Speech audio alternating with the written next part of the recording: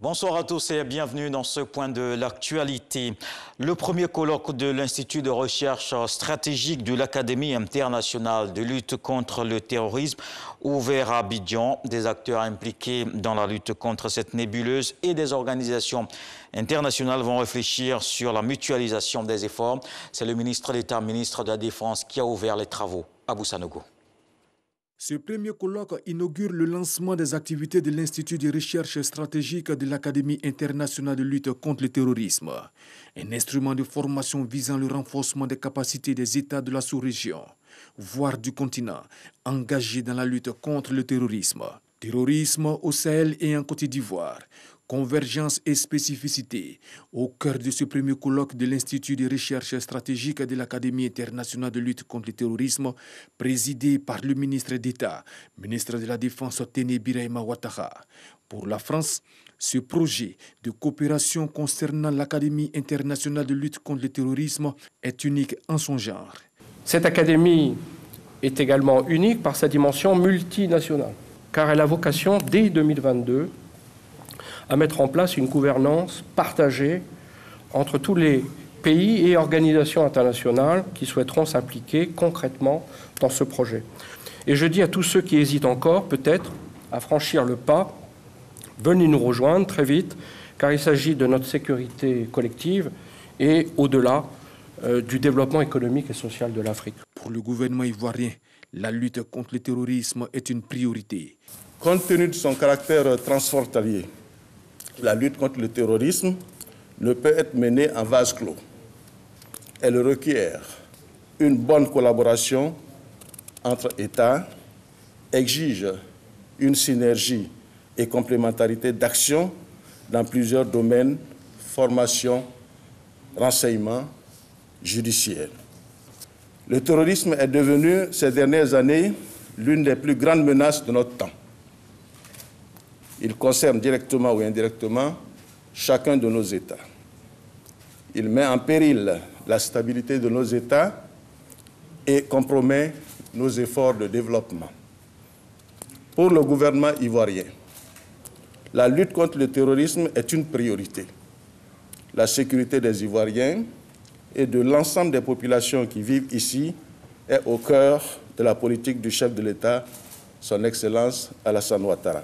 À ce colloque, 2 organismes de recherche présenteront les conclusions de leurs études face à un auditoire composé principalement des acteurs institutionnels ivoiriens engagés dans la lutte contre le terrorisme.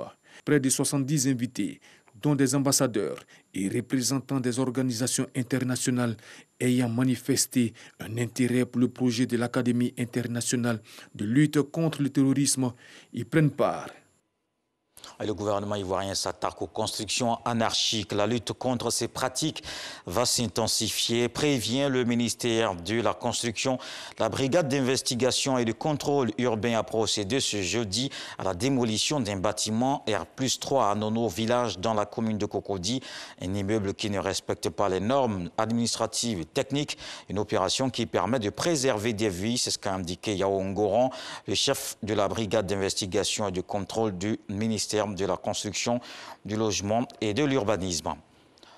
En politique, il est connu depuis le 14 avril dernier. Le bureau de l'Assemblée nationale voté par les députés, les membres de l'organe suprême de décision de l'hémicycle ont été proposés par le président Amadou Soumaoro. Il est composé de 11 vice-présidents, 3 questeurs et 12 secrétaires. Les députés membres de ce bureau sont issus des différents partis politiques. Alors, comment se fait la formation du bureau de l'Assemblée nationale? Comment fonctionne-t-il? Quel est le rôle de chaque entité de ce bureau? Des réponses dans le dossier politique à suivre dans le 20h. C'est le premier vaccin au monde et le seul à être efficace contre le paludisme chez les enfants. Il s'agit du vaccin RTSS et jusqu'à présent, environ 650 000 enfants au Malawi, au Ghana et Kenya ont pu en bénéficier grâce à un programme pilote démarré il y a 2 ans. Selon l'Organisation mondiale de la santé, le vaccin a eu des effets positifs et entraîné une baisse de la mortalité, une efficacité qui redonne de l'espoir aux experts dans la lutte contre le paludisme. Dans le reste de l'actualité, au Tchad, le MPS commence à se projeter dans l'après-débit. Le mouvement patriotique du salut, le parti au pouvoir, était en réunion ce jeudi. Le bureau politique appelle les militants à resserrer les rangs autour des valeurs du MPS.